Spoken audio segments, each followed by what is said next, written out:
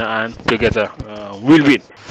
J'ai dit qu'évidemment, tu sais, la Renaissance africaine, hein, je t'ai dit, ben, pour certains, je veux dire, c'est simple, je veux dire, ça fait plaisir. C'est vrai, à l'entendre, ça fait plaisir, mais je veux dire, c'est le sacrifice, évidemment, de beaucoup aussi d'Africains. Ben, voilà, qu'il faut, comme ça aussi, qu'il faut le comprendre.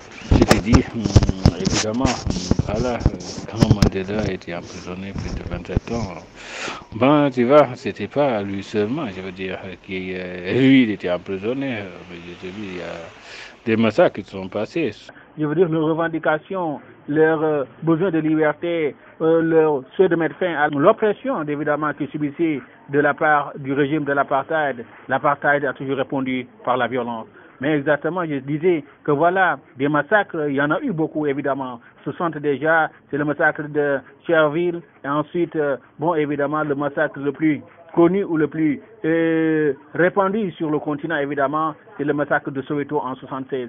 Évidemment, pour dire que le peuple sud-africain, malgré ces massacres, a décidé de mener le combat qui lui revenait, je veux dire celui, évidemment, de son peuple pour accéder à la liberté. Le régime de l'apartheid a massacré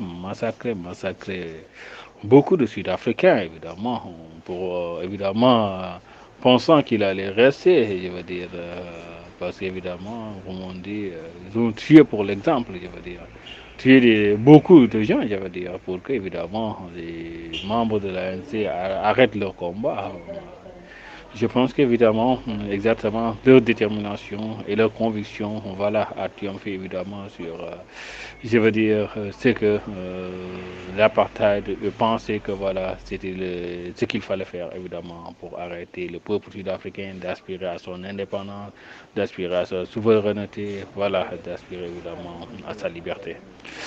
Je pense qu'évidemment, je t'ai dit, Guinée, évidemment, était de celles qui, évidemment, ont bravé les obstructions, je veux dire, du régime de l'apartheid, faire des protestations, des manifestations, évidemment, mobiliser les gens pour que vraiment dire qu'évidemment le peuple sud-africain voilà je veux dire reste attaché à sa liberté à son indépendance je veux dire et que c'est un peuple évidemment digne et brave évidemment je pense que ça c'est clair dans leur combat exactement ils l'ont affiché donc voilà je disais que Mandela en prison évidemment on n'a jamais fléchi. Moi, je te dis, à chaque instant, il pouvait être libéré s'il le voulait. Il lui suffisait d'abandonner son combat. Mais il a tenu coûte que coûte, je veux dire, respecter évidemment ces principes qui l'ont conduit en prison, la défense des valeurs de son peuple. Et je pense que, voilà, ça aussi, c'est bien. Donc voilà, 89 évidemment, l'apartheid ne pouvait plus continuer parce que je te dis, les protestations étaient accentuées à l'intérieur, l'opinion panafricaine évidemment mobilisée, et donc voilà, la communauté internationale aussi sensibilisée. Donc voilà, évidemment, c'était l'étape ultime évidemment à partir de ce moment-là. Ben voilà, c'est le régime de l'apartheid qui cherche une voie de sortie, libérer Mandela évidemment et voilà, faire un gouvernement de transition. Et 93 évidemment, comme je l'ai dit, c'est le prix Nobel déclare que Mandela évidemment, voilà pour les efforts évidemment on fait pour apaiser la tension en Afrique du Sud. Donc voilà, 94 évidemment c'est l'accession de Mandela au pouvoir, donc la fin de l'apartheid et du régime de l'apartheid et donc voilà, lui il va opter pour la nation arc-en-ciel Rainbow avec un comité pardon et conciliation et évidemment pour réconcilier tous les Sud-Africains parce que voilà évidemment après tout sont tous ou ils se considèrent tous Sud-Africains qu'ils soient blancs de l'apartheid ou noirs zoulous voilà je veux dire exactement.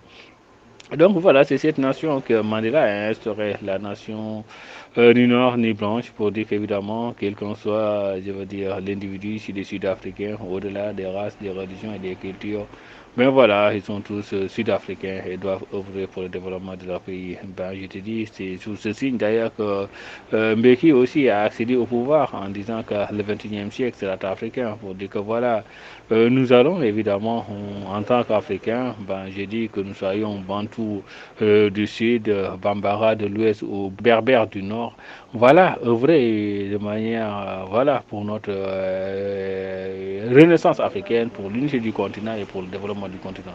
Je pense qu'aussi, ça c'est important, dire que voilà, l'Afrique, dans sa diversité, a décidé de faire sa renaissance, et voilà, il fera le nécessaire toujours pour que, voilà, évidemment, cette femme de la renaissance triomphe et on dit pour toujours.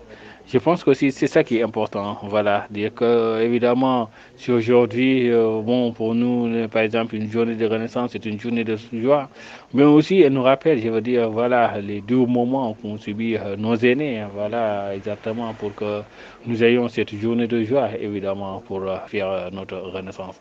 Ben exactement, c'est ça aussi, le poids de l'histoire, voilà, exactement, voilà. Et comme on dit, devoir de mémoire aussi, exactement. Donc, exactement, le combat, évidemment, ils sont partis, certains, mais voilà, ils seront toujours parmi nous, évidemment. On dit qu'évidemment, c'est l'Afrique du 21e siècle.